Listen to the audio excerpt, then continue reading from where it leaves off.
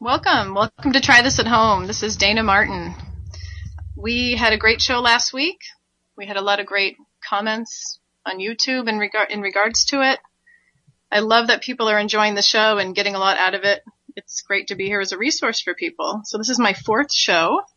My son Devin's here helping me. He's my tech guy tonight.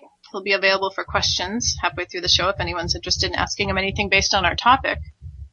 Tonight's topic is on, I was inspired by parenting in the news this week, and I'll tell you why. A bill is attempting to be passed in Kansas. I'm sure if you're on Facebook, I'm sure you've seen this or heard about it.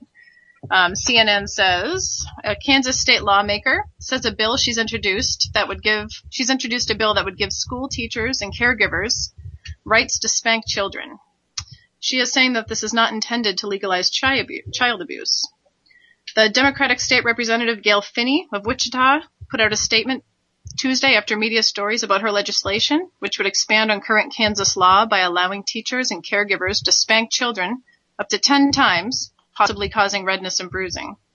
Well, if anybody knows me and knows about my show, you know that I oppose any kind of punishment toward children. This is the one step that raises, I think people understand spanking as punitive. We're going to go a lot deeper in tonight's show, but let me go on with this story here. The legislation specifically would allow for spanking up to 10 forceful applications in a succession of a bare, open hand palm against the clothed buttocks of a child, and any such reasonably physical force on the child must be necessary to hold, restrain, or control the child in the course of maintaining an authority over the child, acknowledging that redness or bruising may occur on the tender skin of a child as a result. The parental corporal discipline in Kansas, along with 49 other states, has always been permitted, which is crazy to me. Unfortunately, Kansas has never affirmatively expressed defined corporal discipline in Kansas statute, leaving the interpretation of the matter to administrative officials in the executive branch, law enforcement personnel, and in the judicial branch.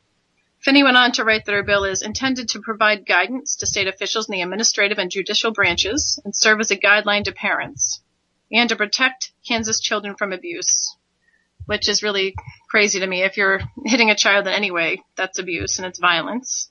Never mind being allowed to leave a mark. It's really insane right now. There's so much controversy surrounding it. I don't think the bill will pass. I really encourage people to write and support this not getting passed through as a bill. I'd love to hear your thoughts. Feel free to send me a message in the chat room. Devin's got an eye on that tonight. And feel free to call in halfway through our show with your questions or just a statement on how you feel about spanking. I'm going to go a little bit deeper than just the thoughts on the damage of spanking. In fact, people are really surprised when I do any kind of media appearance and I share that my children have never been punished. Not in any way. Not a timeout, not a spank. We have always parented them in partnership, which is a really different way to go about parenting. It's a peaceful way. It is very different than the authoritarian approach. Even people that aren't for spanking, they really believe in some form of discipline and punishment in the way that will manipulate a child's behavior and get them to obey. So my children have never been punished, and yet they're amazingly kind, loving individuals. And I think when Devin hears something about spanking, or any of my kids do, it's really mind-blowing when somebody's hearing this. I mean, Devin's 14 years old and never been punished. And when people hear this, they think that not punishing leads to unprepared people who have no respect for other people. And they say they're going to be spoiled brats. And I'm sure you listening may even have some ideas as to what that means. But I'm going to go a little deeper and explain to you in detail what I mean by not punishing and why we choose not to with a partnership paradigm, and also the negative, effects of punishment and what you can do instead. I think that's so helpful. It's one thing to share what you're against, but I think giving you tools to help your kids instead of punishing can be truly, truly helpful. So I'm going to read a short article of Thoughts on Punishment by Sidney Craig. He's a doctor, and he has written a lot. The Natural Child Project is a great resource if any of you are looking for thoughts on punishment and anti-punishment types of websites. Jan Hunt is a friend of mine. She runs the site. I have some of my articles on there, but I'm going to be referencing a few different articles from that resource because I want you to know it's not just me that has these ideas. There's a lot of people and doctors and people that are very well educated about what happens psychologically to a child when they're punished. So I'm going to share with you some thoughts from some extraordinary people tonight, and feel free again to comment. I want to hear what you have to say about this. So Thoughts on Punishment by Sidney Craig. The most commonly used and socially acceptable parental response to a display of irrational behavior, like a temper tantrum, for example, is to punish the child for it. Most parents operate according to the widely held belief that the child will not repeat a form of behavior which has been administered a dose of pain, whether emotional or physical, I want to add. This technique has a kind of surface validity because very often in the face of repeated punishment and threats of punishment, a child will stop a particular form of behavior. When the offensive form of behavior diminishes in frequency, the parent is reassured that he's following the proper philosophy and fulfilling his duty both in the child and to broader society. Unfortunately, the problem is much more complex. Irrationality has an inner, unobservable quality as well as an outer observable behavioral manifestation.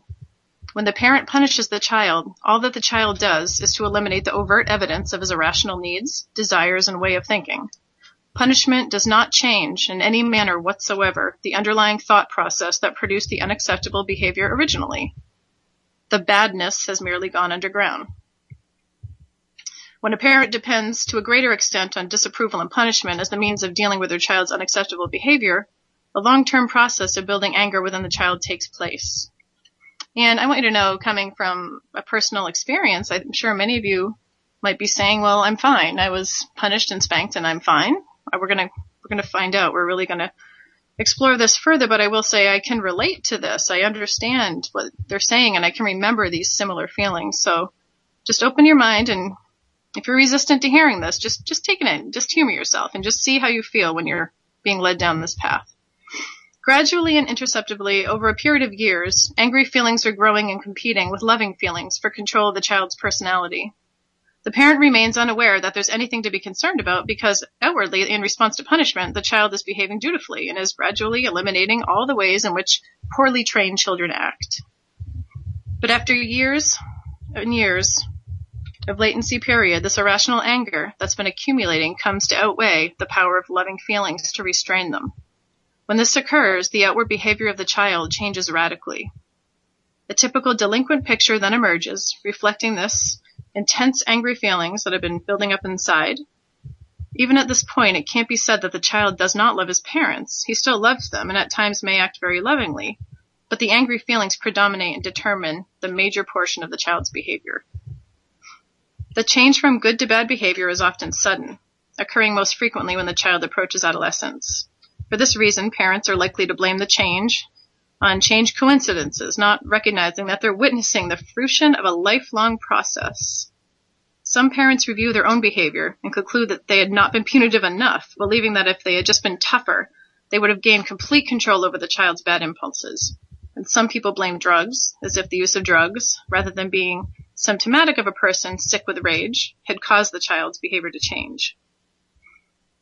Parents who assess the situation in this manner are merely deceiving themselves. They're either unaware or are refusing to recognize the long-term deterioration of their relationship with their child.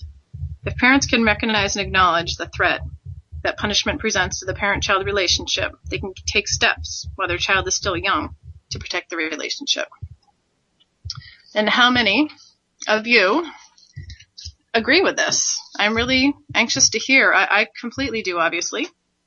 And I can see, I remember friends who would, look at that show Leave It to Beaver from even before my time. My mother loved that show, and she said she used to call kids Eddie Haskell, and I guess that character from the show would act all sweet and nice and would completely comply and be very obedient in front of an adult's face, but then behind their back would show their true colors. That's one thing with unschoolers and kids that have been raised in this peaceful paradigm is there is no difference in their personality whatsoever. In my experience with hundreds of kids and teens that are living this life, they are who they are. They don't need to put on masks for different people. They don't have to put on the mask of the good, sweet child in the face of authority because they don't want to be disapproved of. And this is really gaining momentum. A lot of people are seeing this. So that is one article that I really love. I'm reading some comments from the chat room to see. Well, I'm seeing somebody commented that they think they turned out all right. I think that's used a lot, but I mean, you say that, but really who would you be without that? Nobody ever knows. I mean, it's just a kind of a guess. It's a judgment guess that you turned out all right. Well, you're still functioning and walking through life, but how happy could you be? How productive? How self-fulfilled? No one ever knows. So it's kind of just something people say. Let's see. This is a really great article that I want to share with you guys too. It's called How Children Really React to Control. Control is something that we do not strive for at all in our relationship with our children. We strive for connection over control. We don't need to train our kids to be obedient. It's not the focus of our parenting. Most of our parenting is done really differently. I think the mainstream really focuses on obedience over even a loving, close relationship with your child. And you don't realize how trained you are as an adult, as a parent, to promote this philosophy for the greater good of the government. Like, you are trained and told by experts, by doctors, by all the books that are out there. They train you to train your children to be obedient. So really, you've just been a pawn in the big game, and you have to realize that and wake up. Remember your own experience. And I think it's so important to open our hearts to understanding when other people, friends, family, aren't in awareness of this kind of philosophy. I was posting on my wall about this show, and I had a friend who I've known for 20 years post on the wall on the thread, saying that, well, I wasn't a bad parent because I punished. And people get really, really defensive to this type of parenting when they hear it. No matter how peacefully you describe it to people get really triggered.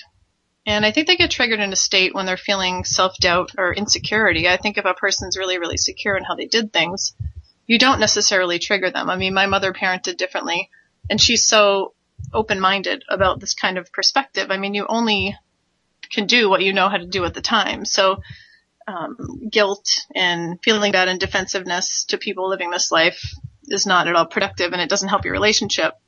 So our goal is to shift from control to connection, to take the focus of parenting on of love and a close connected relationship over controlling and obedience. So that is the topic of tonight's show. I'd love to read this article to you. How Children Really React to Control. This is by Thomas Gordon, PhD. When one person tries to control another, you can always expect some kind of reaction from the controlee. The use of power involves two people in a special kind of relationship, one wielding power and the other reacting to it. This seemingly obvious fact is not usually dealt with in the writings of the Dare to Discipline advocates. Invariably, they leave the child out of the formula, omitting any reference to how the youngster reacts to the control of his or her parents or teachers. They insist parents must set limits, but seldom say anything about how children respond to having their needs denied in this way. Parents should not be afraid to exercise their authority, they counsel, but rarely mention how youngsters react to authority-based coercion. By omitting the child from the interaction, the discipline advocates leave the impression that the child submits willingly and consistently to adults' power and does precisely what is demanded. Here are some actual quotes from many Power to the Parent books that I've collected. Be firm but fair. Insist that your children obey. Don't be afraid to express disapproval by spanking. There are times when you have to say no. Discipline with love. Demonstrate your parental right to lead. The toddler should be taught to obey and yield to parental leadership. What these books have in common is advocacy of the use of power-based discipline with no mention of how children react to it. In other words, the Dare to Discipline advocates never present power-based discipline in full as a cause and effect phenomenon, an action and reaction event. This omission is important, for it implies that all children passively submit to adult demands, perfectly content and secure in an obedient role, first in relationships with their parents and teachers, and eventually with all adult power wielders that they might encounter in their lifetime. However, I found not a shred of evidence to support this view. In fact, as most of us remember only too well from our own childhoods, we did almost anything we could to defend against power-based control. We tried to avoid it, postpone it, weaken it, avert it, escape from it. We lied, we put the blame on someone else, we tattled, we hid, we pleaded, we begged for mercy, or promised we would never do it again. We also experienced punitive discipline as embarrassing, demeaning, humiliating, frightening, and painful. To be coerced into doing something against our will was a personal insult and an affront to our dignity, an act that devalued the importance of our needs. Punitive discipline is by definition need-depriving as opposed to need-satisfying. Recall that punishment will be effective only if it's felt by the child as averse, painful, and unpleasant. When controllers employ punishment, they always intend for it to cause deprivation or pain. It seems so obvious that the children don't ever want punitive discipline. Contrary to what the advocates would have us believe, no child ever asks for it or feels a need for it or is grateful for it. I can remember Devin was maybe, 2 years old. Well, he was maybe 2.5 because I had Tiffany. She was a baby in the sling, and I met this woman at a secondhand clothing store. And she seemed really nice, and I think as a lot of young mothers, I really would love to make friends and connect with other moms. When you first step into the realm of stay-at-home motherhood, it's lonely and you don't really know your identity. And this woman invited me over her house, and I live kind of in the middle of nowhere, so anywhere you go to visit somebody, it's quite a journey. So I think it took me 45 minutes to get to her house in the winter.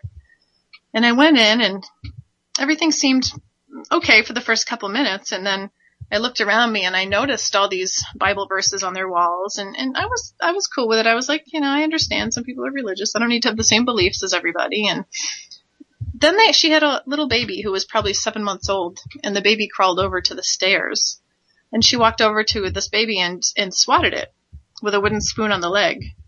And I was horrified. The thing that horrified me the most, though, was that this child didn't even cry. It just knew what to do, and it just crawled away. Like it was almost as if the child was used to being disciplined. Well, every time this baby would, discipline punitively, every time this baby would reach for something that the mother didn't think was okay, she would take her hand and flick it. She would flick the child, and he'd pull his hand away. There was no conversation. It was just this complete physical control. And when we sat at lunch, she made us this nice lunch, and we sat there, and I was pretty mortified, quiet. I didn't know whether I should leave. I'm trying to, in my mind at the time, now, if it was now, I never would even walk in somebody's house if I felt that abuse was happening. But at the time, this is all new to me. I'm developing my own philosophical beliefs, and I'm sitting at the table, and all the kids are completely quiet with their heads down and not even talking and just eating. And the mother just started asking me, like, how do you feel about spanking? And I said, well, I'm not on board with it. It's not something I think I need to do. Well, she handed me a book. Said, I highly recommend this book.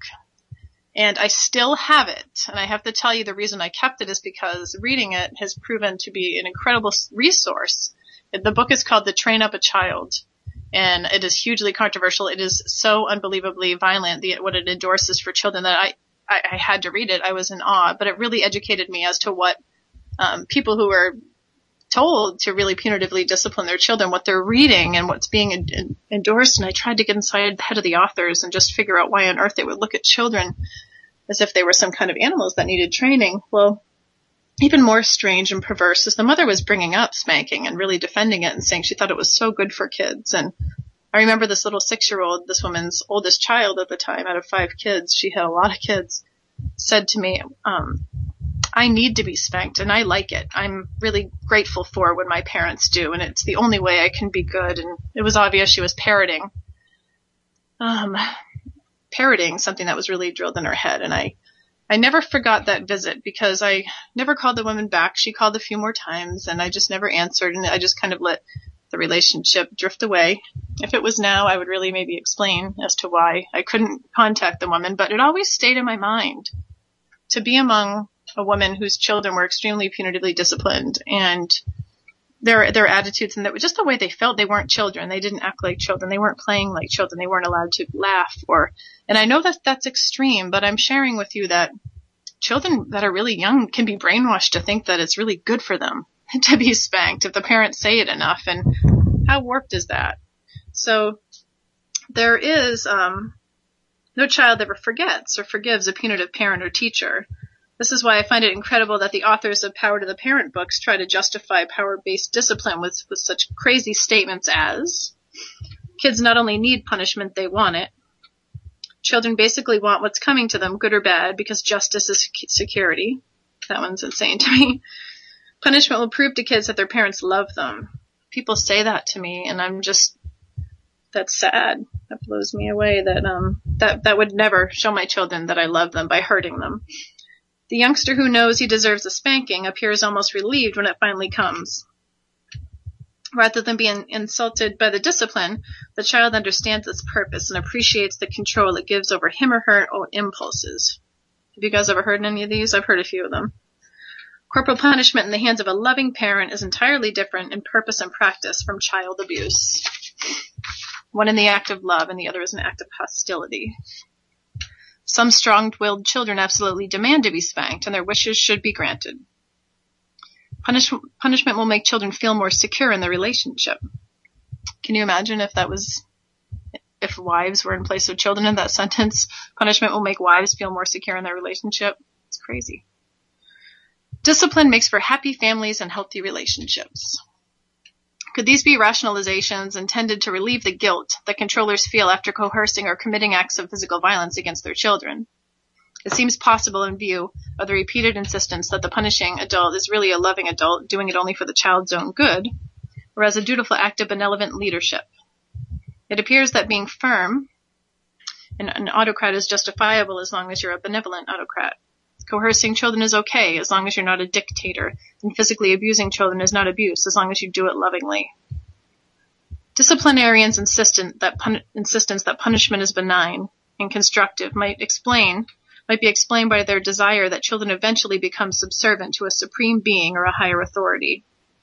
This can only be achieved, they believe, if children first learn to obey their parents and other adults. James Dobson from 1978 stresses this point time and time again. While yielding to the loving leadership of their parents, children are also learning to yield to the benevolent leadership of God himself. With regard to the specific discipline of the strong-willed toddler, mild spankings can begin around 15 and 18 months of age. To repeat, the toddler should be taught to obey and yield to a parental leadership, but that end will not be accomplished overnight. It's the familiar story of believing that the ends justify the means.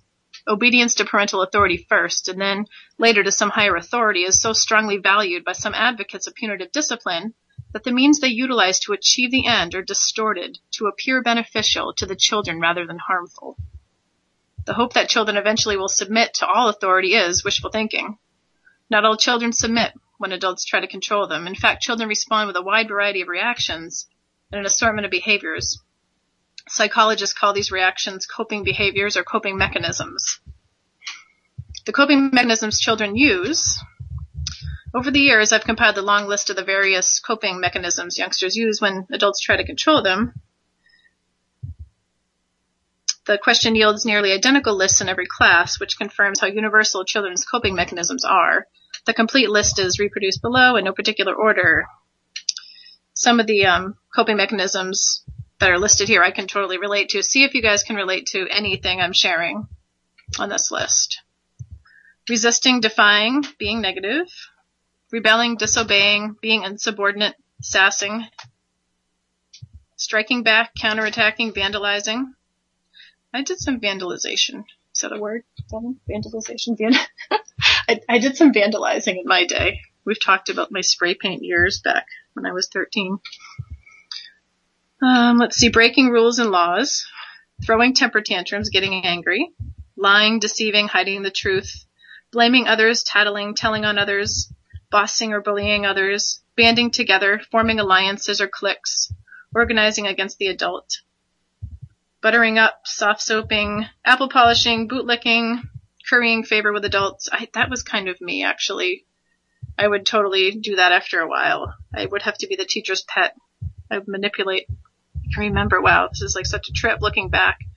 Withdrawing, fantasizing, daydreaming, competing, needing to win, hating to lose, needing to look good, making others look bad. Leaving, escaping, staying away from home, running away, quitting school, cutting class, not talking, ignoring, using the silent treatment, crying, weeping, feeling depressed, becoming fearful, shy, timid, afraid to speak up, hesitant to try anything new, needing reassurance, seeking constant approval, feeling insecure, getting sick, developing ailments, overeating, excessive dieting. I was anorexic for my teen years, were a lot of girls, drinking heavily, using drugs, cheating in school, being submissive, conforming, complying, being a goody-goody teacher's pet. Oh, I just said that. So hearing that list, you know what's so twisted is in a lot of parenting books, We are told that these feelings are these traits are normal of a child or teen. They are not normal. This is not child or teen behavior. This is a side effect of being young. This is a result of control and punishment. There is not a unschooler that I've met, no matter what age, that have gone through many of these at all, if any. I know my kids haven't. I mean, I'm sure hearing their crying and weeping is part of being human, but these are not a result of childhood. They are purely results of control. As you might expect, after parents and teachers in the class generate their list and realize that it was created out of their own experience, they invariably make such comments as, so this doctor is asking people to make a list, and he is evaluating the list. So then after people make the list, this doctor is asking anybody to make comments on their list, and their results are saying, why would anyone use power? These are the behaviors that it produces. All of these coping mechanisms are behaviors that I wouldn't want to see my children have. I don't see the list as any good effects of positive behavior. If we reacted to power in those ways when we were kids, our children certainly will too. After the exercise of having people make lists of these traits, many parents and most teachers undergo a 180-degree shift in their thinking. They see much more clearly that power creates the very behavior patterns that they most dislike in children, and they begin to understand that as parents and teachers, they're paying a terrible price for using power. They're causing their children or students to develop habits, traits, and characteristics considered both unacceptable by most adults and unhealthy by mental health professionals. Incredible. It says a comment says, Dayna, I would hope that those that know me would say it turned out all right. Keep telling yourself that. I'm sure you're a fine human being. We've all been through it. However, I'm saying, who knows how much more amazing you could be. Let's see. I'm taking calls now. We are halfway through the program. If anybody has a call with a question or a comment, please call in. The number is 1-718-717-8296.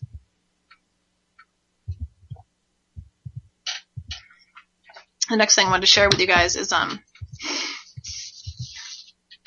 this. Let's see. I'm reading in the chat room.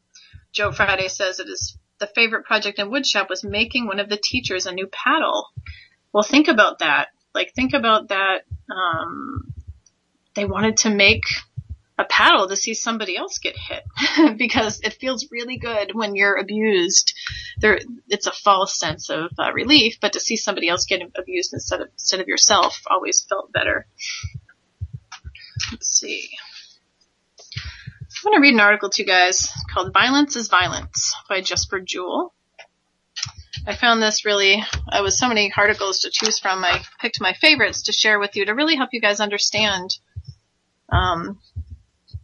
that this is an evolved perspective. It wasn't very long ago that men were told to beat their wives and force their wives to obey.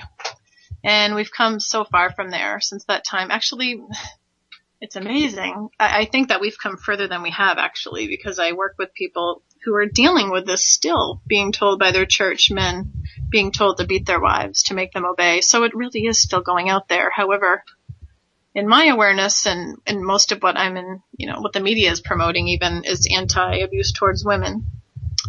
And the same exact thing is happening with children. I really believe when we see a big push like we have with this Kansas spanking debate, I think it's a result of peaceful parenting and a more evolved approach becoming recognized, and it's just a pushback. I know that we're making a difference. I see it every day. I see progress. I see more peaceful parenting in the media, and this is just a pushback from it. So when you see it come in your news feed, know that it's because that I think we're really getting ahead with this kind of perspective, and it takes shows like this and people that are open-minded enough to see, even if you turned out okay, I turned out okay, look, and we're all okay, but it does not give a reason to abuse a child. That if you can be open-minded enough to say, wow, my parents did what they knew how to do, But you know better now. So when you know better, you do better. That Maya Angelou quote, I love it. It's one of my favorite quotes. So you don't need to hold on to your own self-worth and self-value and defend the right to spank your children or the fact that you raised them with punitive discipline. If you can be evolved and open-minded enough to say, if I knew what I knew, if I knew then what I know now, I wouldn't have gone that route. But it's what you knew. I mean, so you don't want to punish yourself for doing what you knew at the time. But, once you hear this perspective, I have to say that it's really rare that somebody de-evolves from this awareness. So you're hearing it, and so you are being brought to a higher level of consciousness about children's rights through this program like this, and I hope you realize that there's so many different alternatives. This article is called Violence is Violence. Integrity and self-esteem are related. The more successful parents look after their child's integrity, the greater the possibility that the child will develop a healthy self-esteem. Violence is an infringement of children's integrity and therefore detrimental to their self-esteem. The fact that we have laws that forbid grievous physical violence against children does not mean that other forms of violence are not harmful. We have simply decided that the manifestations of violence should not be classified as criminal. Over time, we've coined many synonyms for physical violence. In Denmark, we refer to a parent's right to inflict corporal punishment, and we talk about smacks or slaps in the United States. Parents talk about disciplining and spanking. In short, most cultures have their own pet names that people use in order to justify the phenomenon. But no euphemism can obscure the fact that violence is violence, and that violence destroys the self-esteem and dignity of the victim and perpetrator. In my experience, parents who use violence on their children can be divided into 3 groups. The first group uses violence as an attitude or ideology. The parents say, well, I don't think that it does children any harm to get a smack on their bottom when they deserve it. If pressed, they usually admit that they didn't feel this way before they became parents, and that their change of heart reflects an attempt to make a virtue out of a necessity. Those parents who use the form of violence, such as spanking, represents an ideology who believe that violence is an essential part of responsible child rearing, often come from environments or societies that are dominated by totalitarianism ideologies, whether religious or political. I'm getting a call. I'm happy to take this call and put this article on hold. Hello. Hi, you're on the air with Try This at Home. How are you? I'm doing fine. What kind of question do you have for us? Actually, I just wanted to ask a question about with unschooling. When the kid turns 18 and he's a graduate of the program, if you want to even call it that, do they still end up taking some sort of a placement exam like a GED course and a GED test so that they can still progress on in life if they want to, like, let's say, join the military or go to college? If they want to. There's a lot of ways that unschoolers go about this. You can. Colleges love unschooled kids. Actually, there's a real need for them in colleges because just cookie-cutter kids with the same kind of portfolio is not impressive anymore. To have a kid that has been self-directed and a child that is anxious to learn, colleges are sorting out homeschooled and unschooled children for their programs, so it's not an issue. They can take any kind of equivalency test to get in.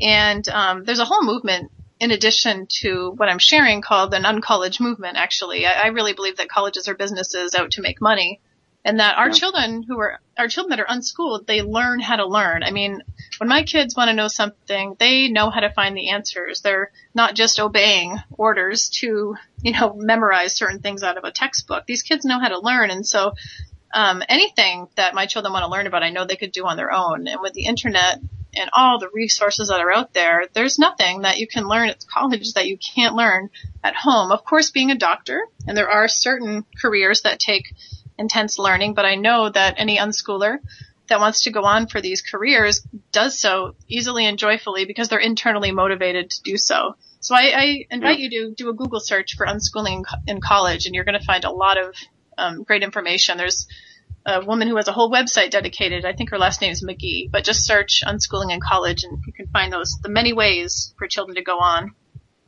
Yeah, I knew that. I thought it was a wonderful way of looking at it, but I just didn't know if, like, with specific things, like you said, with medicine or be law where there's intense schooling, does the colleges not really require a high school diploma, or would they demand that the child still had to take the GED course in order to be able to pursue if they wanted to go in that direction? I think it depends on the. Oh, I'm sorry. I think it depends on the college. There's unschoolers in Harvard right now, so I mean, people are doing it. So yeah, I think it just depends on the individual college, but some unschoolers go on to take the GED. Okay. Yep. Well, thanks so much for your question. Yeah. Okay. Do you have anything else for us? I just really love the episode of Wife Swap. It was probably the only good one they ever had. Awesome. Thank you. Thank you so much. I'm glad to hear it. Thanks. Bye. Awesome. I like people that have seen. If you guys haven't seen our Wife Swap episode, of course it's in traditional wife swap form. Some of it's, silly, but some of it is really moving. It's real, which is what a lot of people ask me, is it scripted? And none of it was scripted. It was all completely authentic. The only thing that was ever not scripted but organized was they have to tell you, okay, why don't we make dinner now? And they kind of direct you because they have to know what's happening next. But as far as what you're seeing on screen unfold, it was completely emotional, and there was so much that happened off camera that was a really powerful experience that they couldn't air because it was a really personal experience for both families. Okay, I am seeing a question. The great question, Ghost of Jimmy. Dayna, what do you think about a non-physical punishment like grounding or taking privileges away? Well, let's talk about that. That's the authoritarian paradigm as well, and that's focusing on behavior and not the needs under the behavior. We don't live life like that. My kids have never been grounded or had anything taken away. In fact, if something comes up, we just address it. And I think no, Wife Swap was not edited to my approval. No, you don't have any say. When America sees it is when you see it for the first time. So somebody just asked if was Wife Swap edited to your approval. No. When you go into a show like that, they have complete control to edit it in any way that they want. That's part of the deal. Not everyone's willing to take that risk. We are. We've done it several times, and we still trust the process. So, that anything that you say on camera or on that mic could be shown. So you got to really try not to swear too much. So let's see. No, we don't take privileges away. We've never done anything like that. I'm going to go into a little more detail as to why that is or how you can understand that more here. I'm going to finish this article. Thank you guys for these questions. They're great.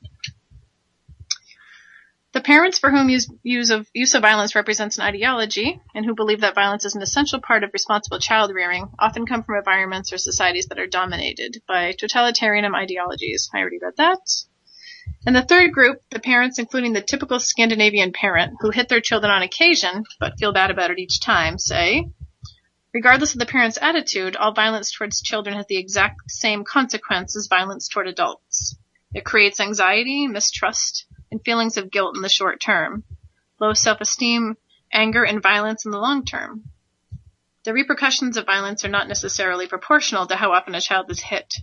I've met people who have been treated violently by their parents, on only one occasion in the course of their childhood and adolescence, who have never recovered from the pain. I've also met people who have been hit on from 10 to 20 occasions who bear few scars, so the factor that seems to have an impact is on how seriously an act of violence will reverberate, is whether the parents take responsibility for the violence or blame their child for it. So, say that you're a parent still learning these things, or I work with people all the time that they know they don't want to hit, but sometimes they scream or threaten, or if you act in any way, like I've said on the show before, that you feel bad about or guilty about, you are human, and if you're tired or hungry, you can't always parent from like a place of presence and balance. Sometimes we say things we don't mean. It's how you handle it after. It's being able to say, I'm sorry, I was really tired, I was hungry, I shouldn't have treated you that way, you didn't deserve it, I was really upset about this, and then you can talk it through. So if you do make a mistake and you do something that you regret, talk to your kids about it. It really makes a huge difference.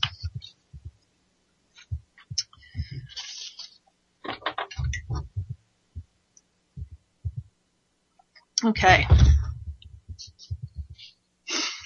Thoughts on punishment. Let's see. The most commonly used and socially acceptable parental response to a display of irrational behavior is to punish a child for it. We've already talked about that.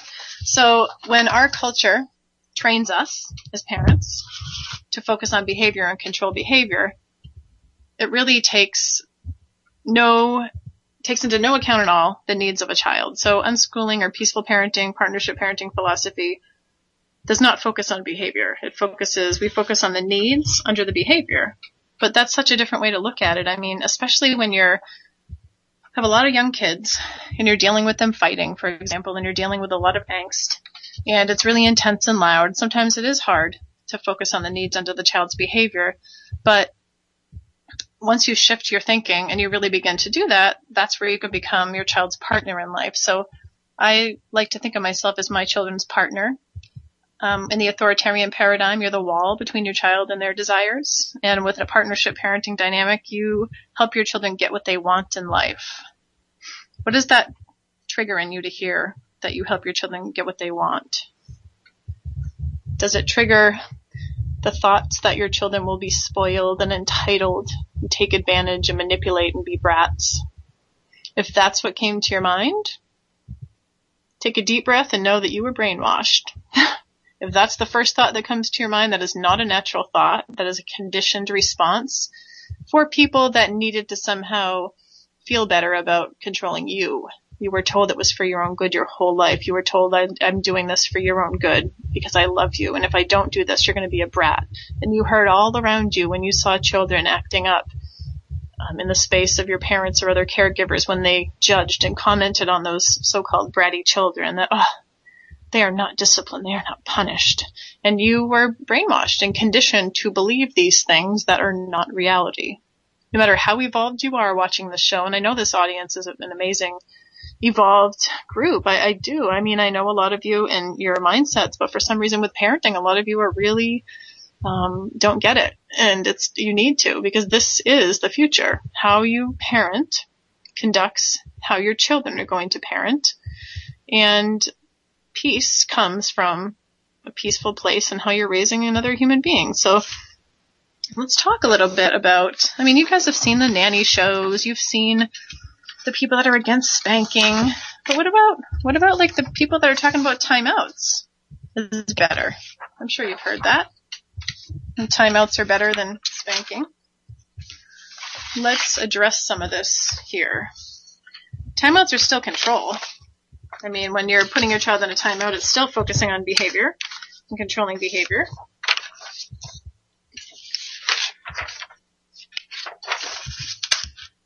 In fact, I think they're almost crueler sometimes because they're so long and drawn out.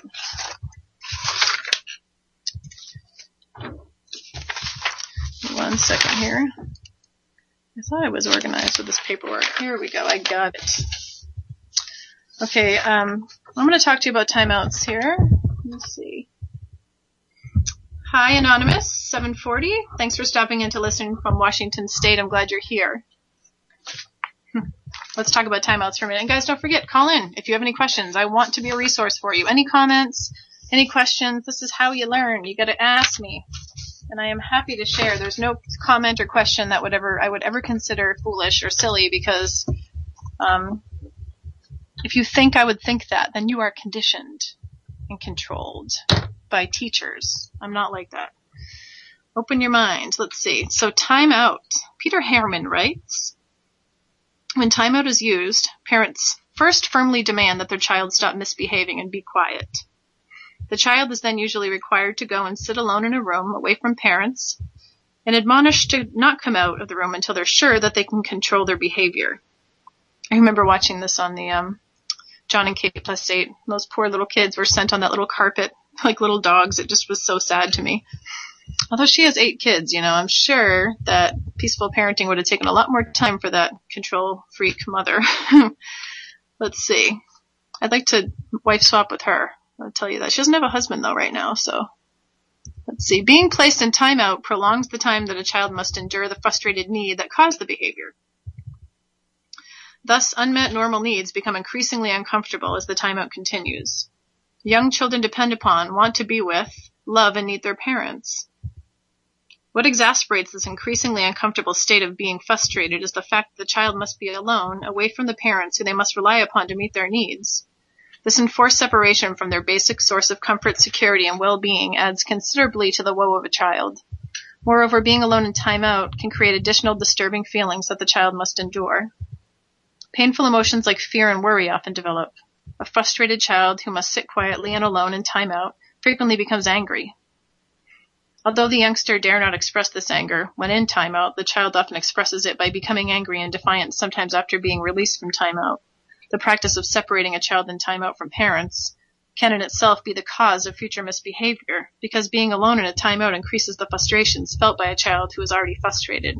I've seen this so many times on those nanny shows, man. Have you, Nanny 911, Super Nanny? I've seen this, and it's crazy because people think that these children that they're watching are absolute brats, when what you're seeing is a side effect of punishment and control.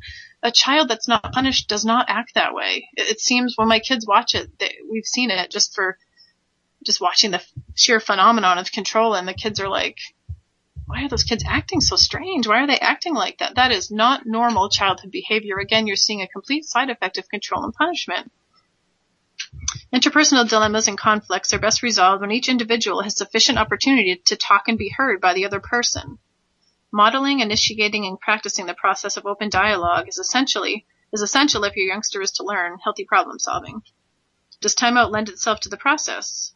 Helping children talk about how they feel, combined with parental patience, is required if children are to develop the ability to verbalize their feelings and needs rather than act them out. One thing I've said before, and I'm going to say again, that punishment and timeout, spanking, that all meets the adult's needs only. It's a very narcissistic approach to only be focused on your needs being met and controlling the behavior of another so your needs are met. It's selfish. In fact, when you really need to focus on the needs of everybody equally in your family to raise healthy, non-narcissistic human beings. I'm seeing a question come in. It says, Dayna, I don't believe in spanking. My children aren't punished either. One thing that I struggle with, though, is how to handle when my children are roughhousing and hitting each other. Sometimes it just goes too far. They say that they're playing, but sometimes usually ends up hurt because they're chasing each other around the house, wrestling and hitting. How do you handle it when your children hit the other? I was dealing with this right before this show, actually, with my kids, with Ivy and Orion. They're the two youngest, and I just check in with them. Like, they said that they wanted to play fight, and I just make sure that both children are mutually wanting to. And then oftentimes they get a little rough with each other, and sometimes they get hurt, and Orion, who's 6, ends up getting a little bonk and crying, and I just empathize and give him a hug. I don't shame him. I don't say, see, that's what you get when you play fight. I don't do anything but be there to support them. I mean, Devin's 14 and he loves to play fight and wrestle. It's just part of being a child. But children, when they get hurt, they express it through crying or upset, unlike adults who kind of just have been taught not really to express their feelings in that way. So I am there and I support them, and as long as they're both mutually wanting to, they can wrestle anytime. Orion had a stick. What was it, a staff, Devin? Yeah. Devin made Orion a staff, and it's kind of big, and so he had it in his hand, and I just asked him, I said, can you not use that in the house in the living room, buddy? I don't want to break the TV, or we have a few breakables in here. Would you mind just not using that in this room? And he said, okay, and he put it down. I talk to my kids like they're human beings. They're not used to having me stand between them and their desires. They know I will help them get what they want in life. So if Orion really wanted to use the staff, then I'd suggest either go outside or let's go in this other room. Like, I want him to be able to use it, but there's times where there's places that it's not safe to use, so I just ask him, and he is totally cool with it. So let's see.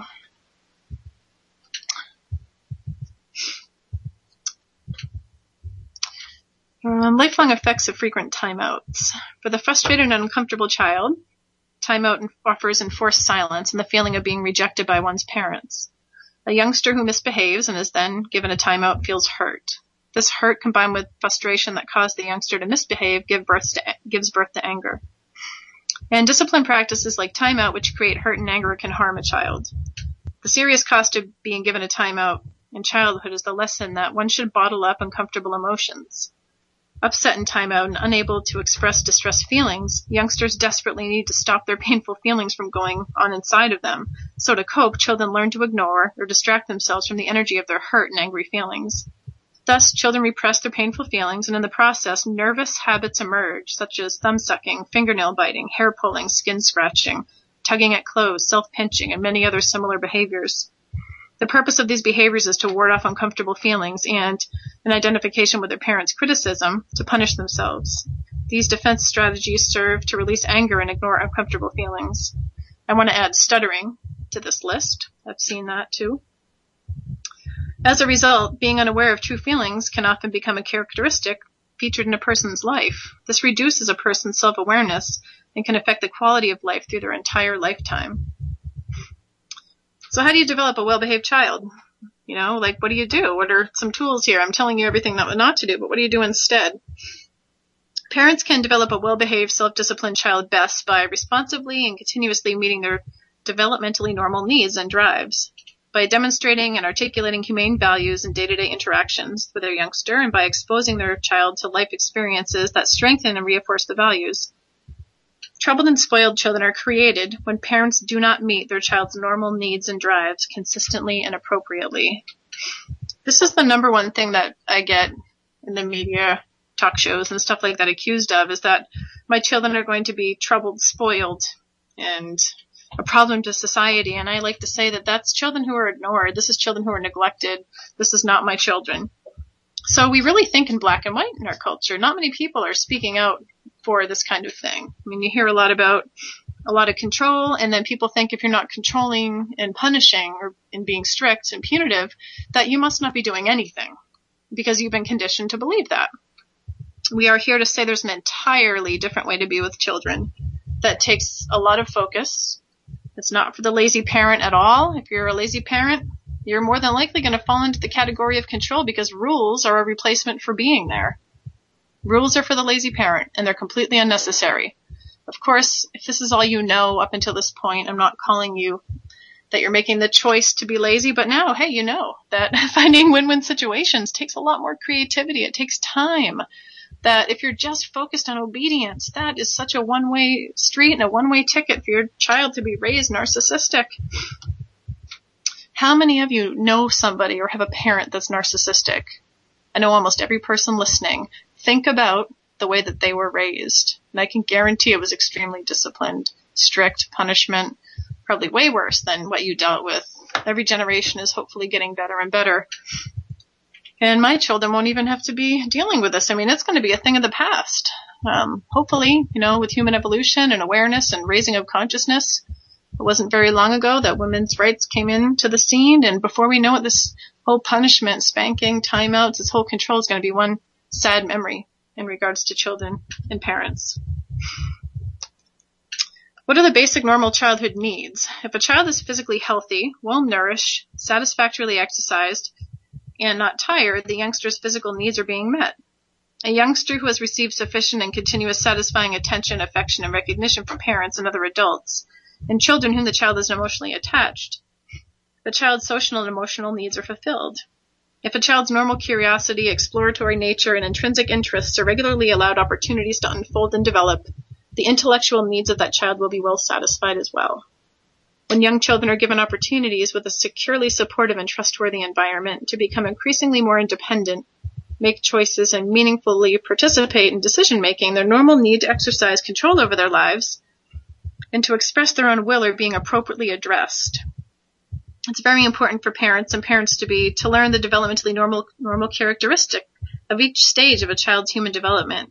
They have on naturalchild.com, you can find these lists. They're really helpful. The research literature clearly states that the opposite is true. The well-disciplined child, I skipped a line. It's also important to recognize a myth that exists in our society that fully meeting a child's need will spoil them. We were just talking about that. But the research literature clearly illustrates that the opposite is true. The well-disciplined child is created when parents appropriately fulfill the needs of childhood and adolescence. Okay, I'm getting another question. Trying to pull these together. There's kind of questions in between them here. You can still comment, Mike. You said that I never raised a child of my own, so I'm disqualified from the comment pool. You are not.